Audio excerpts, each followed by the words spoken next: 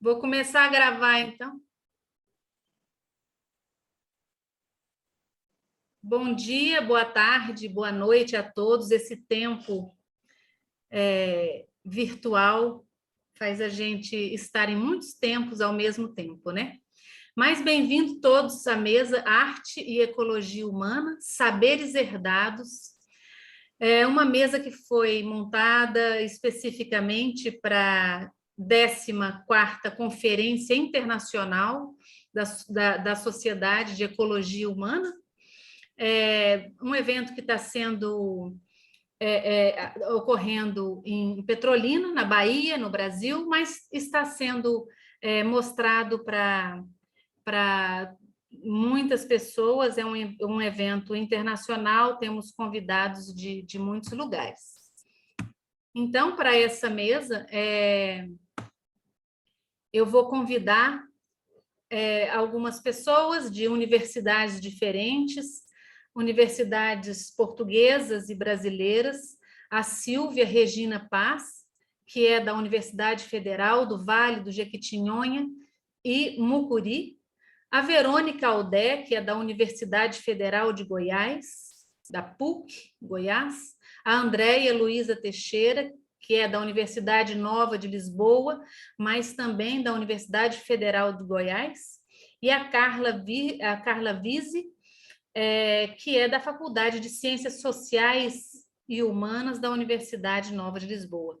Meu nome é Larissa Malte, eu vou mediar essa mesa, sou do CICS Nova, do Centro Interdisciplinar de Ciências Sociais da Universidade Nova de Lisboa, e estou aqui com essas pessoas queridas e maravilhosas.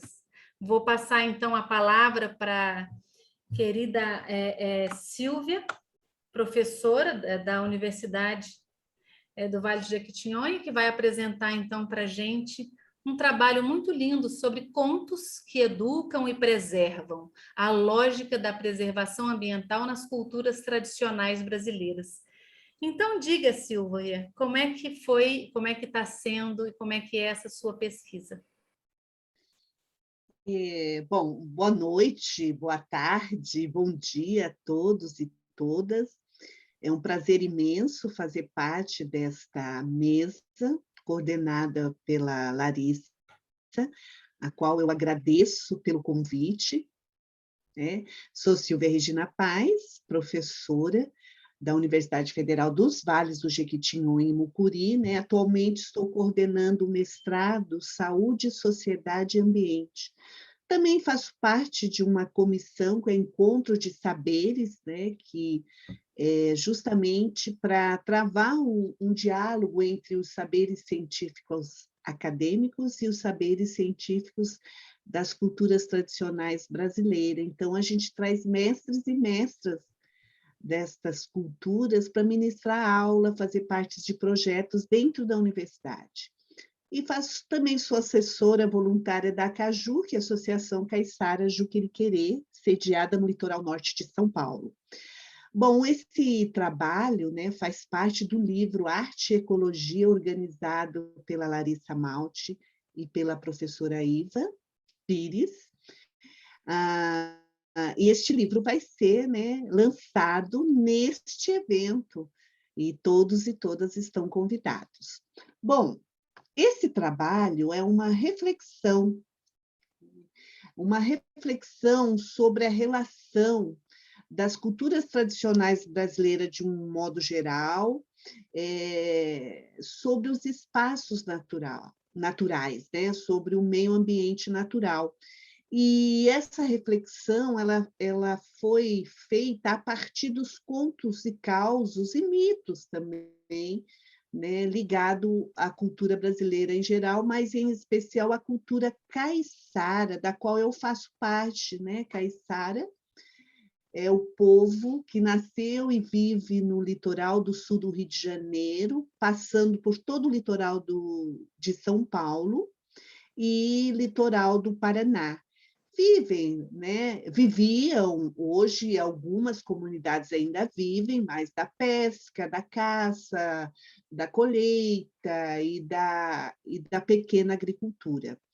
Então, o objetivo desse trabalho em especial é mostrar, né, como, através desses contos e causos, a cultura caiçara entende o mundo, né? Entende a natureza, entende qual é a sua visão de mundo, mostrando a sua ética, a sua lógica social, econômica. Então, os contos, eles revelam, né, vamos dizer assim, a filosofia de uma determinada cultura, né? O que ela entende não só pela natureza, mas o que ela entende como devem ser as regras ou normas, né? E técnicas até econômicas de baixo impacto em relação à natureza. Aí, nesse trabalho, eu recolhi alguns contos, causos, e fiz uma análise em cima deles. Então, as representações sociais, que foi aí em termos metodológicos, que eu trabalhei em termos teórico-metodológico, né, através dos relatos das pessoas que eu entrevistei, então eu acabei tentando entender essa relação da cultura caiçara em relação à natureza, o mar, a mata, o rio, o mangue, a praia, através desses contos, para analisar essa relação, né? Como eles estabeleciam essa relação com relação à natureza. Então, as representações sociais, neste caso, a partir dos contos e dos causos, eu pude analisar essa relação de uma forma mais profunda, vamos dizer assim, né? E a relação, enquanto os caiçaras, e toda a cultura tradicional brasileira, ela está em seu território, ela constrói toda uma representação, toda uma visão de mundo, né, sobre esses espaços, não só espaços, territórios de conhecimento, mas territórios que são, né, não só físicos, naturais, mas eles são sobrenaturais. Né? Então, os contos tinham muito de mágicos, né? Aparecem aqueles contos fantásticos de seres mágicos que habitam esses espaços e convivem com a comunidade e determinam regras, né, de como atuar nesses espaços. Então, isso foi, os contos revelam essa lógica, essa ética da cultura e natureza. Então, contos que eram passados, né, de velhos e velhas das comunidades e ouvido pelas crianças, né, atentas a cada som do ambiente, a cada palavra pronunciada. Ouvir e contar história faz parte da arte da oralidade das culturas tradicionais. Então, as culturas tradicionais brasileiras, de um modo geral, elas, através da oralidade, da fala, ela transmite a sua história, a sua cultura, os seus valores, a sua ética, né? E as crianças, ao ouvir, né, aí tem essa questão de ser registrado na memória, e isso é muito importante. Então, as culturas tradicionais, a gente não pode dizer, ou pode, que elas são analfabetas, ou seja, não sabem ler e escrever. A escrita, né, da cultura ocidental não tinha importância, né? E não tem, vamos dizer assim, de uma forma comum, corriqueira, ela não é importante, ela não é necessária, porque toda transmissão ela é feita pela oralidade, registrado na memória de quem ouvia. Né? Só que, claro, com o contato, né, de outra cultura, o contato com a cultura ocidental, aí as culturas tradicionais começaram também a aprender a ler e escrever para também fazer frente, né, adquirir conhecimento e fazer frente a esse outro que estava ocupando esse espaço também. E sem falar que, do ponto de vista legal, né, é obrigada, né, toda a família brasileira é obrigada a colocar os filhos na escola. Então, esse é um outro ponto. Ah, este trabalho também ele surgiu de uma pesquisa de mestrado que eu fiz, né, em 1999. Então, é um tema que eu já venho trabalhando há muito tempo, e eu aprofundei, comecei no mestrado, aprofundei no doutorado esse trabalho, e agora vamos dizer, eu aprofundei, comecei a aprofundar mais essa temática a partir desse trabalho, né, que eu estou ainda cada vez mais aprofundando. Depois do mestrado, esses contos e esses causos foram utilizados na educação fundamental. Então, como eu disse anteriormente, eu faço parte, né, da ACAJU, que é a Associação Caiçara Juqueriquerê, que ela parte do princípio da educação ambiental, ela parte do princípio que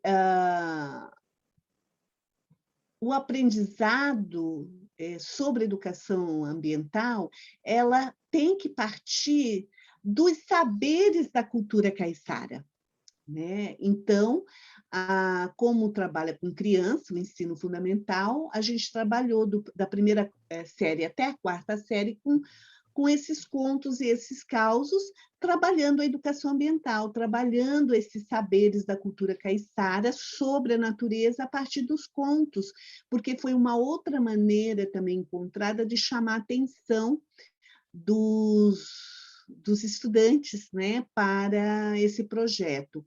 Aí, esse projeto, as fotos, né, que estão aqui no slide, mostram uma parte desse projeto, do que a gente fez. Então, aí vocês vão ver um conto, né, o conto Pora, que é um menino negro, dono do rio, que é o rio Juqueriquerê, que é um dos rios, é o rio mais importante do litoral norte de São Paulo, e eles fizeram um personagem, criaram esse personagem de garrafa PET, que ele foi colocado na beira do rio. E outros personagens feitos de madeira também reaproveitável, que é o pescador, né? Uma canoa, o pescador. Então, todo esse trabalho de educação ambiental feito a partir dos contos e causos gerou também essa arte, vamos dizer aí, né?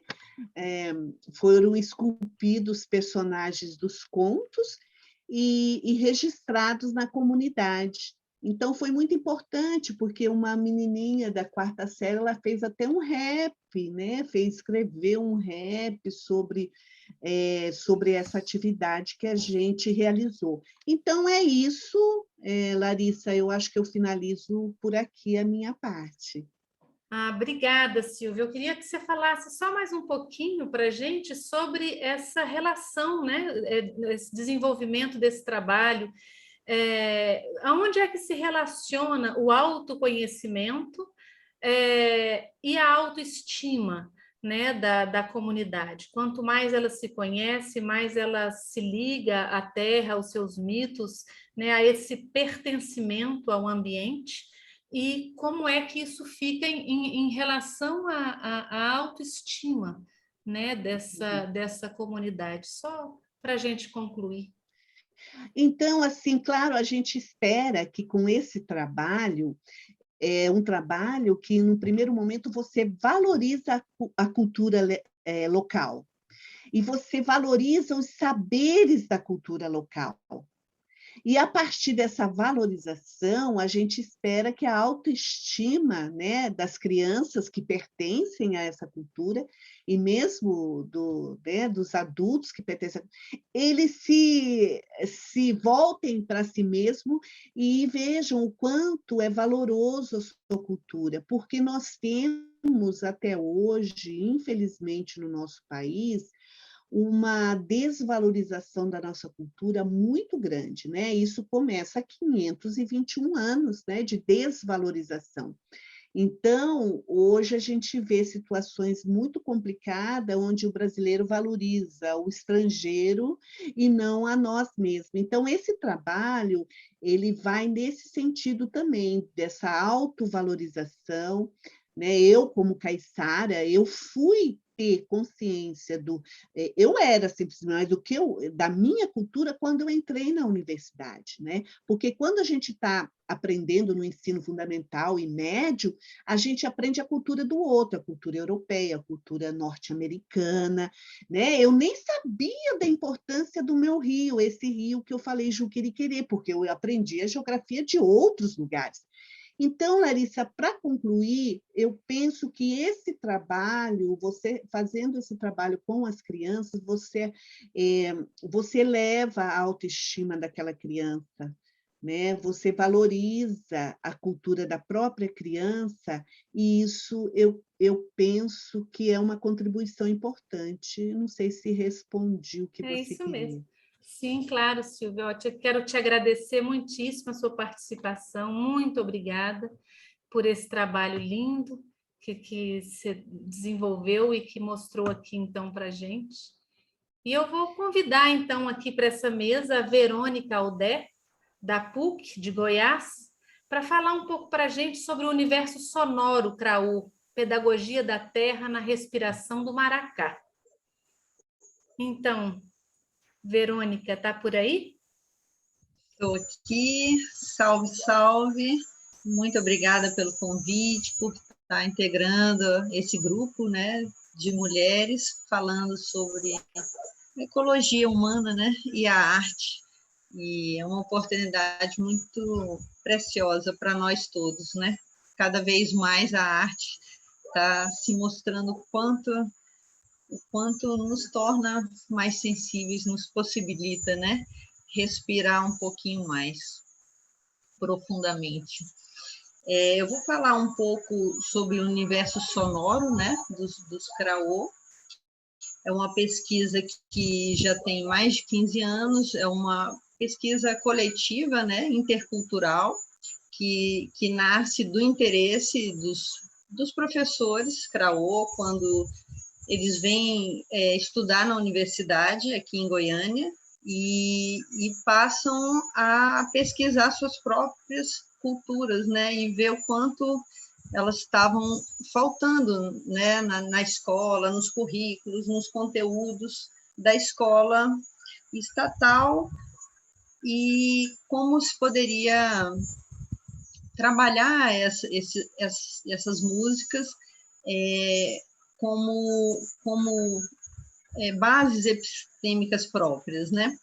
Então, eu vou falar, esse trabalho foi feito com o povo Craô, que eles habitam, né, uma terra demarcada no Tocantins, né, no Cerrado, são habitantes milenares, né, estão aqui há mais de 12 mil anos, né, e os Craô e os Timbira, de forma geral, que são povos diferentes que habitam aqui o Cerrado, é muito nítida, né, a importância que a música tem na vida deles. Então, são povos que realizam inúmeros rituais, né, durante o ano, e são rituais, muitas vezes, algumas vezes ligados aos ciclos, né, sazonais, como o próprio Porrinhoncró, né, que foi um dos rituais que a gente trabalhou, que é o plantio do milho, e o plantio do milho que abre a estação das chuvas, né, recebe as chuvas, e é quando o partido Catamiê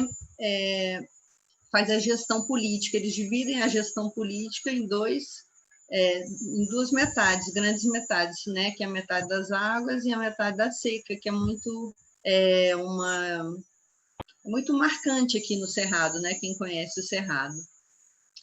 E então, nesses rituais ligados ao ambiente, ou rituais pessoais, né, que vão marcar etapas da vida da pessoa, né? A Creuza Pruncoy é uma referência importante, ela fez um mestrado, escreveu uma dissertação contando sobre os vários resguardos da vida da mulher, né?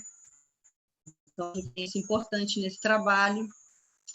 E então na vida pessoal e várias outras situações cotidianas também, né? Existem vários cantos, né? Eles cantam no pátio, né, das aldeias que estão em forma circular, né, no formato do sol, que é o grande criador, né, deles.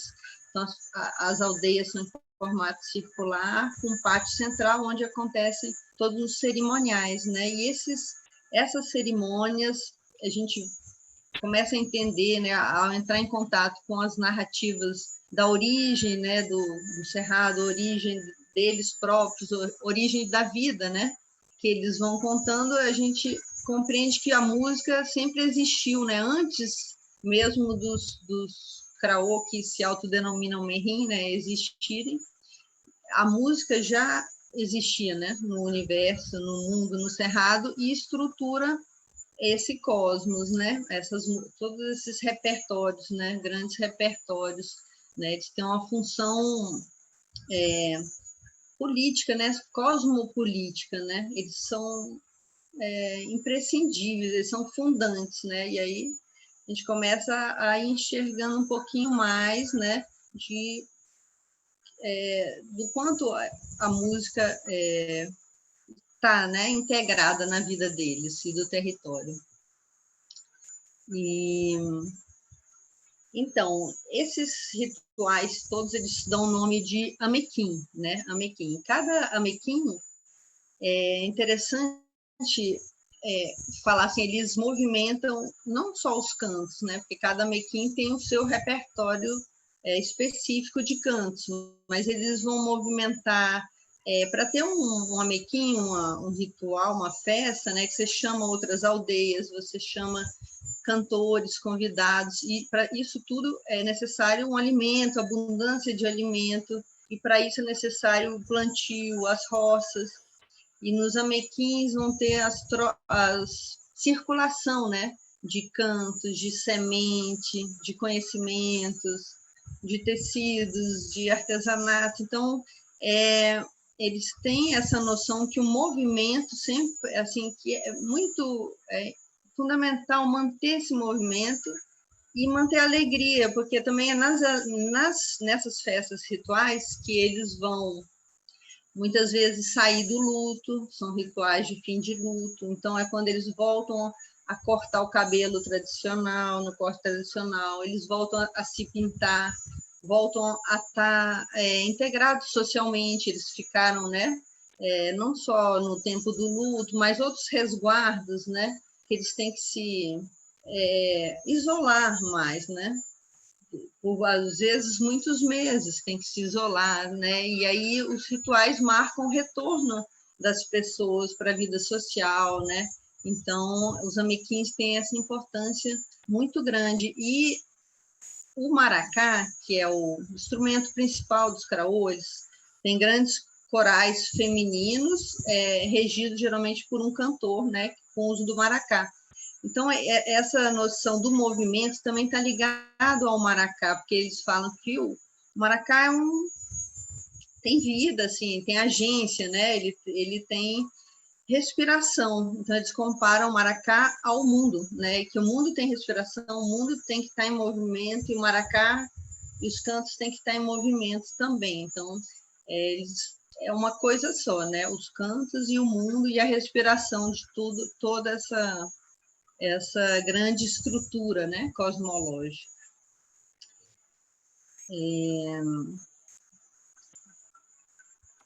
E a outra coisa muito incrível assim da gente mencionar, né, assim, o Cerrado é uma das maiores biodiversidades, né, a segunda maior biodiversidade, né, em fauna, flora.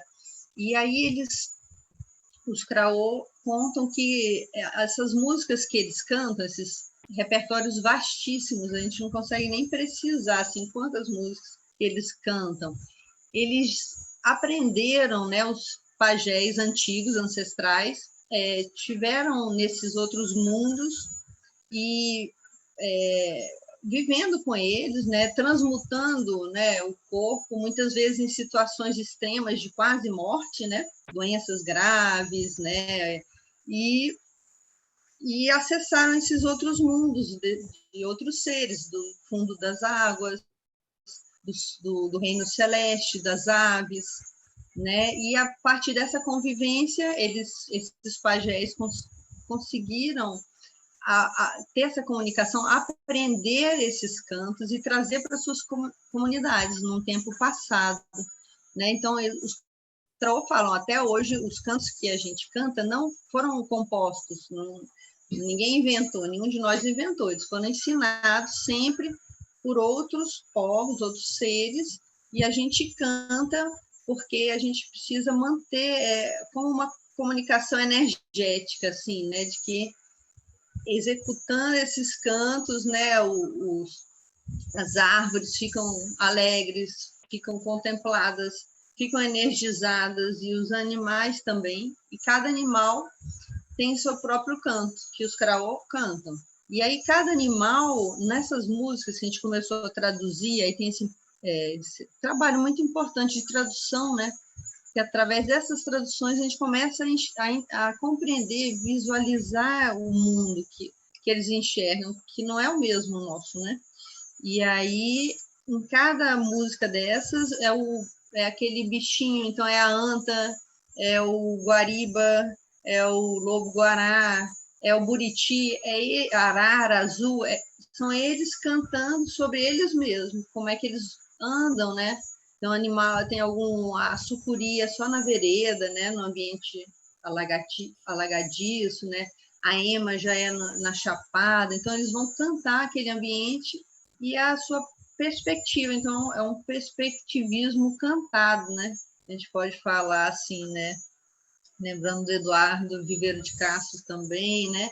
E lembrando, e para terminar a minha fala, queria só citar o Davi Copenau, né? A Queda do Céu, e Ailton Krenak também, eles têm mencionado muito isso, né? A importância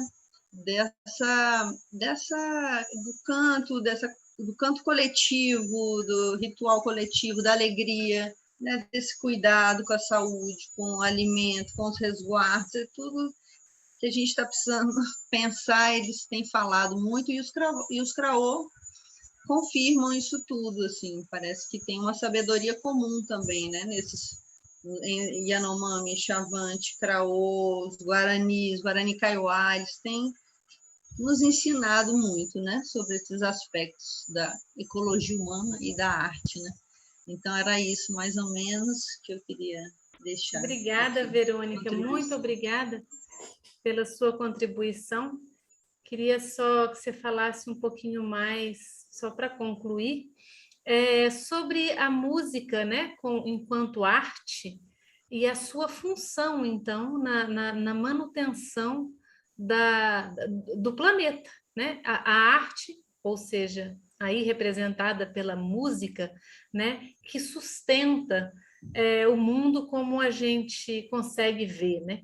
Então, eu queria que você falasse um pouco disso, dessa ligação à arte, a música que liga todos os seres vivos, e não só os seres vivos, mas os seres que invisíveis, né? Que estão mantendo a vida, né? A vida no planeta. Queria que você falasse um pouco disso, rapidamente. Gostei dessa pergunta, porque eu acho que é importante a gente falar, discutir, pensar na arte também, não só no nosso meio artístico, né, no meio das humanas, enfim, da educação, acho que a gente ampliar mesmo, né? E até pensando assim num trabalho de um dos professores que trabalha com a gente, o Gregório Ronté, né? O TCC dele foi sobre música e matemática. E aí ele faz todo um estudo, né, mostrando que a aldeia é redonda e os repertórios têm a hora certa para ser cantado, e aí ele explicando como é que isso é matemática, né, assim, quanto que eles têm que andar, cantar e dar o tempo certo. Do mesma forma, esse trabalho das miçangas, né, que as mulheres têm um trabalho, né, de geometria, assim, incrível. Então, não acho que essa parte física que a gente ainda não compreende, né? Assim, a música ocidental estuda, né? A escala harmônica, todas essa efeito, né? Efeito físico, né? Sobre o mundo, sobre os seres. Isso que os caras estão falando, né? Sobre isso, assim. E às vezes a nossa cultura ocidental, não sei, às vezes parece que minimiza isso ou isola isso em alguns ambientes de palco, né? Assim, aqueles ambientes reservados para a arte, né? E eu, enfim, eu acho que é muito interessante assim pensar nisso, né? O quanto realmente, o impacto realmente de uma música, né? No universo, o impacto físico, né? De uma música no universo, na saúde de alguém, no crescimento do milho. Eles não vão plantar o milho sem se pintar, porque a semente do milho vai ficar alegre de vê-los pintados, de vê-los alegres, de vê-los bonitos. Isso para a gente fica parecendo algo assim mítico, assim, mítico no sentido, enfim, mas tem uma realidade. Eles estão há 12 mil anos aí com o ambiente, né? Preservando as águas, as nascentes, toda essa diversidade, eles sabem o que estão falando, assim, numa prática, né? Então, acho que é muito momento de a gente se calar mais, talvez ouvi-los mais e compreender o que eles estão falando e fazendo na prática mesmo deles diária, né? Da ligação, inter-relação, né? Da comunicação, né? Cosmopolítica com esse ambiente todo, né? No caso dos Craô com o Cerrado, mas temos povos indígenas em todos os biomas, né? Então, sorte, né? Muito Sorte, obrigada, temos muito que obrigada, Verônica. valorizar. Sim, isso Um mesmo. abraço, gente. Muito obrigada, Verônica, por trazer aqui para a gente essa relação de 12 mil anos aí com o Cerrado, a partir da música dos Craô. Ainda tinha mais esse slide, Verônica, para você falar? Só Mas para você já concluir, falou um assim, pouco, mas... eu falei em 1 minuto, porque já foi dito, e depois da fala fica mais fácil de compreender. Né? Todo esse universo, né, próprio, né, ancestral, que os Craô estão numa batalha assim, para que a escola seja pautada nesses conhecimentos deles. Né? É o mínimo, né? É um bom começo. É mesmo, isso mesmo. Não é isso.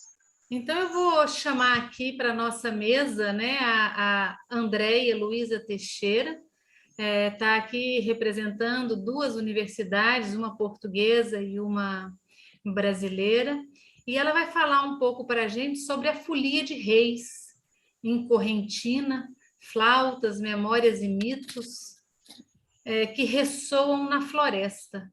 Então, queria convidar aqui a nossa amiga Andréia, se ela estiver aí, para ela falar um pouco dessa Olá, folia. Olá, Andréia. olá, tudo Bem-vinda. bem? Obrigada. Saudações, muito obrigada. Eu que Obrigada. agradeço. Saudações a todas e todos. É um prazer estar aqui, né, com vocês para falarmos sobre, eu acho que sobre tópicos que todos nós estamos pesquisando, sobre a referência que os povos tradicionais têm da natureza e da reverência que eles fazem em relação à própria natureza. Então, eles têm a natureza enquanto referência e reverenciam a natureza em seu modo de vida. Então, eu acho que isso é muito importante nós trazermos para esse congresso de ecologia humana e arte. E nesse ponto, eu agradeço muito, Larissa, o seu convite e da professora Iva Pires. Muito obrigada, é um prazer estar aqui. Esse meu trabalho sobre as folias de reis foi feito, eu iniciei em 1998 para minha pesquisa de mestrado, e foi muito interessante porque pesquisei populações ribeirinhas do oeste da Bahia, na região de Correntina, que ficou isolada do resto da população até o final da década de 70. Então, para me comunicar com eles, para marcar ou agendar com eles uma entrevista, para chegar até a localidade, eu ia até a rádio da cidade, em 1998, e dizia que, olha, o pessoal da região do Salto, região do Tatu, região de Caetitu, estarei aí tal dia da semana. E isso foi muito interessante. E em uma circunferência de 25 quilômetros, nós catalogamos 54 grupos de folias de reis. Né? E esses grupos de reis dessa região, eles são identificados pelas suas flautas, que eles tocam em pares, que elas são feitas ou de taboca, ou do material de plástico, né, um cano PVC, até mesmo de bronze. Em um grupo eu vi uma flauta feita de bronze. Mas as flautas de taboca eram as mais comuns. A taboca é tipo de um bambu mais fininho. E eles fazem o temperamento dessas flautas, né, eles fazem a afinação, né, dessas flautas também com uma cera de abelha. Aí a gente vê nessa fotografia um dos grupos de reis, né, com as duas flautas sempre à frente. E nas melodias eles tiram muito pelo canto dos pássaros, além da memória que eles trazem, né, da família, porque todos os grupos de folias de reis, eles são formados através de uma graça que é recebida. Então, eles fazem o giro, é chamado giro na região. Quando eles entram na casa, fazem a música louvando aquela pessoa que recebe esses foliões. Fazem também uma música específica de louvação à mesa, quando os donos da casa oferecem comida. E assim são feitos são identificados, né, os grupos.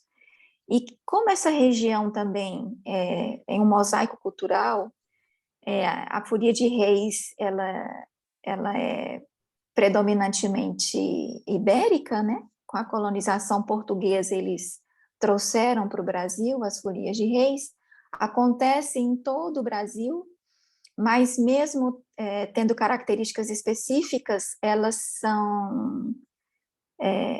são singulares. Cada região adota a sua diversidade cultural, como é comum de toda cultura. E nós podemos também verificar várias criações de mitos, né, em suas memórias nessas regiões. Inclusive, a gente tem aqui na coordenação dessa mesa a Larissa Malte, que uma vez esteve na região, e nós pudemos presenciar a criação de um mito, enquanto a Larissa Malte estava fazendo o papel de uma senhora do Cerrado. Esses mitos que eles constroem, né, e são a constituição de cada manifestação folclórica, é o mito do eterno presente, onde a música deles permeia essa vida, né? Então, nessa foto aí, agora nós vemos aí o Antônio Piaba, o próprio pai dele construiu essa rabeca, e é uma pessoa que nunca saiu do meio rural e aprendeu sozinho a tocar essa rabeca. Então, são memórias, né, muito importantes que são passadas de geração em geração. Os foliões também dão muito valor a cada pessoa que recebe né, esses foliões que acreditam no nascimento do menino Jesus, né, nos 3 reis magos. Eles fazem esse giro entre 25 de dezembro, que é o nascimento de Jesus, até o dia 6 de janeiro, que é o dia de Santos Reis.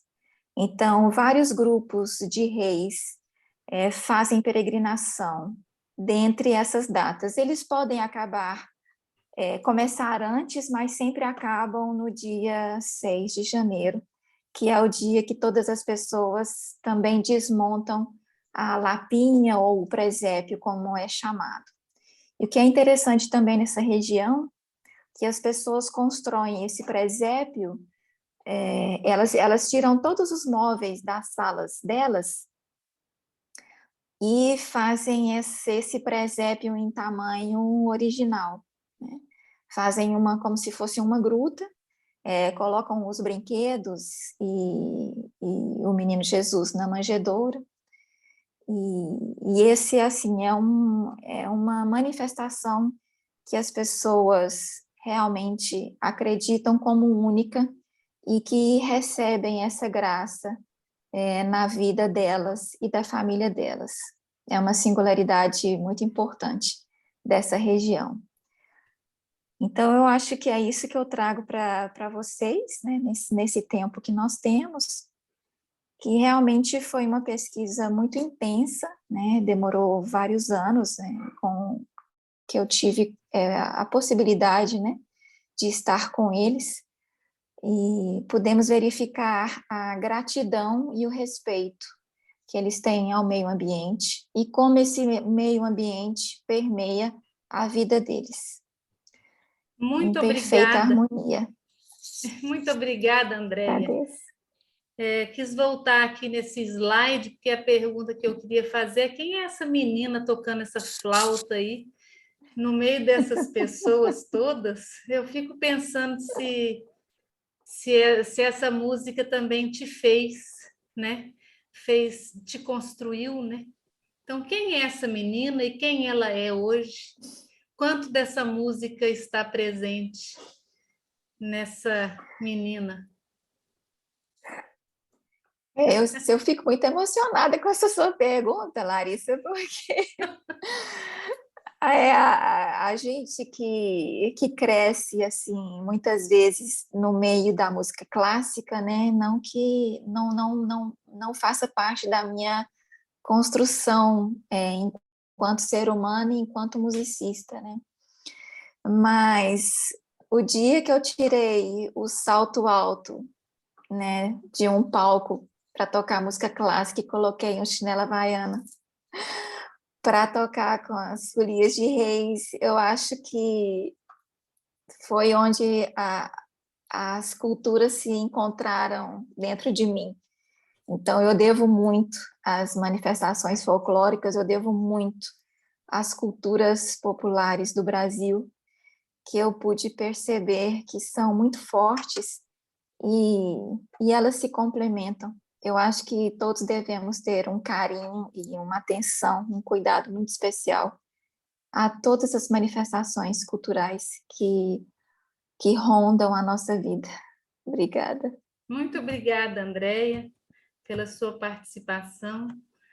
Eu queria chamar, então, aqui para essa mesa, para esse giro, para essa roda, a Carla Virgínia Soares Fernandes, para falar um pouco para a gente sobre a natureza da canção, né? A canção tem uma natureza. E a canção da natureza. Quer dizer, se a natureza tem canção e a canção tem natureza, e se isso é a temática da música popular brasileira, eu queria chamar uma artista, uma cantora, que para fazer parte aqui dessa mesa, para falar um pouco para a gente sobre essa natureza humana. Interessante pensar isso, porque natureza é sempre essência, né? Então, a natureza da canção. E a canção da natureza seria essa natureza inspiração. Mas é isso, eu sou Carla, como Larissa me apresentou, filha, neta e bisneta de cantoras, e conhecida no Brasil como cantora da música popular, né? Mas o meu ofício, de fato, é cantar há 34 anos. E mesmo bacharel em comunicação, mesmo com pós em gestão ambiental, e hoje já fazendo já doutoramento, como se diz aqui em Lisboa, em ecologia humana, eu ainda sou uma cantora. E realmente acredito no poder da música, em todos os sentidos, em todos esses ambientes que acabaram de passar aqui por esta mesa, através das vozes dessas mulheres. Mas o maior desafio para mim, nesse universo acadêmico, né, que é um universo para mim novo, é o fato de não ter percebido a dimensão educativa, né, da música. E através de Paulo Freire, que estamos comemorando o seu centenário neste ano, eu quero agradecer a Larissa, quero agradecer a professora Iva, quero agradecer a todas essas mulheres que compartilham comigo esta mesa, porque são professoras, e aos meus professores eu tenho total reverência. E Paulo Freire, ele me deu essa possibilidade, né? Ao falar de educação dialógica, ele afirma ser fundamental existir amor ao mundo e fé no ser humano, para que exista diálogo no processo de ensino-aprendizagem, onde todos, caiçaras, craôs, o pessoal da Folia de Reis, todos se sintam capazes de colaborar para entender e transformar o mundo, sem dominadores e sem oprimidos. E a partir dessa canção popular brasileira, que de alguma maneira ela escreve a história do nosso país, ela fala da nossa cultura, aí eu mais uma vez apelo, né? Vou ao Paulo Freire, e ele diz assim: ninguém educa ninguém, ninguém educa a si mesmo. Os homens se educam entre si, mediatizados pelo mundo. E assim diversos compositores da música brasileira, de alguma maneira, contribuíram para esse pensar ecológico, porque a música é a linguagem das emoções. E a canção brasileira inspirada na natureza pode ser um ponto de partida para uma nova topofilia, né? Um termo usado pelo geógrafo Ifutuan, onde ele define muito bem que é provocar uma nova relação afetiva entre o ser humano e o seu ambiente. Isso significa o quê? Né? Ecologia humana, mais do que ecologia humana, não há. Né? A música tem o poder de nos transportar para paisagens sonoras, territórios pouco conhecidos, reflexões antes negligenciadas, emoções adormecidas. E aqui, nesse caso, quando associamos, né, a educação ambiental, nós sabemos que essa educação ambiental ela visa promover a conscientização ecológica e a adoção de estilos de vida e atitudes compatíveis com a sustentabilidade no planeta. Então, quando a gente mexe com arte, com música e educação, a gente quer uma educação que transcende aquele conhecimento tradicional. Tradicional, eu digo, talvez cartesiano, metódico. E aí eu falo de educação, regulação e educação emancipação. Porque regular até é fácil, você pode colocar multas para as pessoas que não colaborarem com determinadas regras a favor da sustentabilidade, mas outra coisa é quando você sente, quando você se emociona, quando você se conscientiza de fato do seu poder transformador. Aí essa educação é emancipação, porque a gente sabe dentro da história, né, da filosofia, que sabor e saber têm a mesma origem etimológica. Então, através da arte, nós podemos resgatar o sabor do saber, que está no desejo de melhorar a vida. E eu acredito nisso, e a partir dessa fé, eu comecei a fazer essa pesquisa. E passei, né, a avaliar um número limitado de canções dentro de um período específico, fiz um recorte temporal, né, são músicas brasileiras de 1970 até a ECO 92, que podem contribuir para a construção e promoção de valores para a cidadania ambiental. Já que um dos muitos atributos da música, nós vimos aqui, é expressar e difundir saberes, fazeres, valores. Música é muito mais que arte decorativa. E um forte movimento em torno das questões ambientais e o ressurgimento do debate sobre ecologia, desenvolvimento humano, observado no cenário mundial a partir também da década de 1970, proporcionou uma atmosfera propícia para a criação de várias canções com essa temática no Brasil. Que neste momento também a música popular brasileira, chamada MPB, também se consolida como prática social através dos festivais da canção. E assim, nós partimos da hipótese de que o discurso litero-musical, ecológico, litero-musical, porque temos uma materialidade verbal e uma materialidade musical. É um discurso complexo, né? Desde a criação, composição, até o uso dessas músicas nas aulas, nas palestras, que seria uma performance, uma interpretação. Esse discurso pode ser um instrumento didático, pedagógico, eficiente para a conscientização e educação ambiental crítica, partindo realmente da pedagogia de Paulo Freire. E a partir das 3 dimensões da educação ambiental identificadas pela professora Marta Tristão, que eu muito me identifico, porque ela cita 3 dimensões, a ética, a política e a estética. A ética é a solidariedade.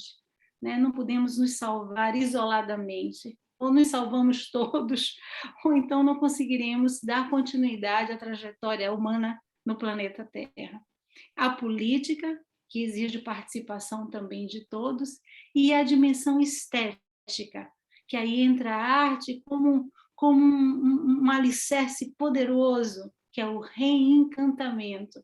Concluímos que as artes, entre elas a música, são aliadas desse reencantamento da dimensão estética do pensar ecológico.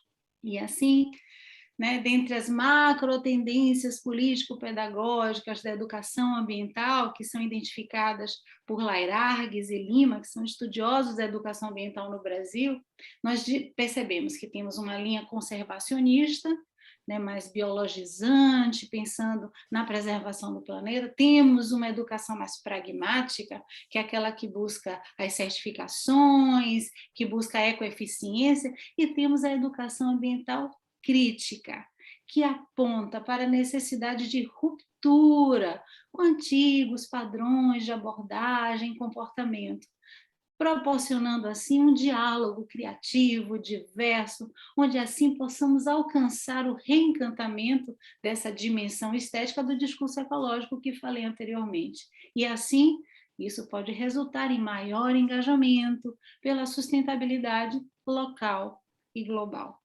Eu penso extremamente nessa possibilidade, nessa potência que é a música, certo? E a música realmente tem propriedades organizacionais, de dentro para fora, quando nos desperta o ser profundo, altera a pulsação do corpo, ameniza até a sensação da dor, como acontece na musicoterapia, de fora para dentro, quando estetiza, desperta o ouvinte e mostra formas de acontecer, ou como um meio de mesclar presente e futuro, permitindo a inovação cultural em domínios não musicais. Essa é uma abordagem da musicóloga, Tia Denor, que também coloca que a música pode servir como um recurso para imaginações utópicas e ser usada estrategicamente para pressagiar novos mundos. Que mundo nós queremos? O que nós podemos fazer agora, neste momento, a partir de todas as manifestações artísticas que já estão sintonizadas com esse clamor, com esse desejo desse projeto humanidade neste planeta Terra, nesta casa comum. Assim, eu acredito que esse encontro com essas mulheres maravilhosas e todas essas pessoas que estão participando do Congresso da Sociedade de Ecologia Humana né? Nós estamos aqui dando mais um compasso, né? Um compasso para brincar com música, né? Dando mais um passo para cantarmos juntos a mais linda canção, que é a vida. Peço licença para cantar um trechinho da canção Luz do Sol, do Caetano Veloso, que fala assim: luz do sol, que a folha traga e traduz em verde novo, em folha, em graça, em vida, em força, em luz. Gratidão, atenção de todos vocês. Muito obrigada. Muito obrigada, Carla, por essa sua apresentação, trazer aqui para todo mundo. Queria te fazer uma pergunta também. Para finalizar aqui a nossa reflexão, já que estamos numa conferência de ecologia humana, é uma pergunta para a Carla, mas que também, quem quiser pode complementar. A arte compõe a natureza humana? Eu acho que é a arte que mais nos humaniza, né? Falando do humano na sua essência. É o que nos faz evoluir, porque nos toca a alma sem pedir licença, sabe? Assim, todo mundo atribuía, eu vou falar assim com um pouco de licença, né, interpretativa, por tudo que eu já li sobre ecologia humana e das ciências sociais e educação, etc.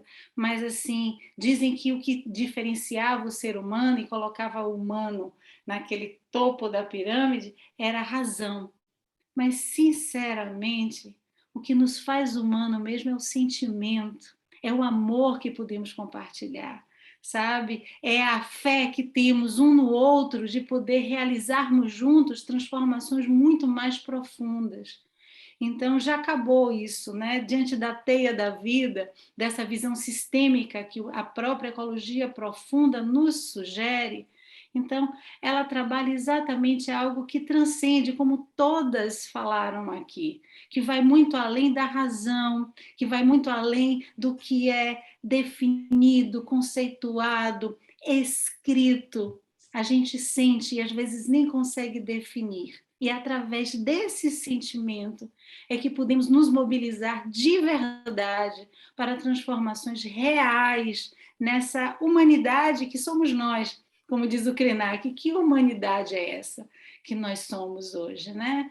Tão descolados da terra, tão, sabe, tão sem sintonia com os fenômenos da natureza, tão sem perceber, né, que fazemos parte de toda essa rede.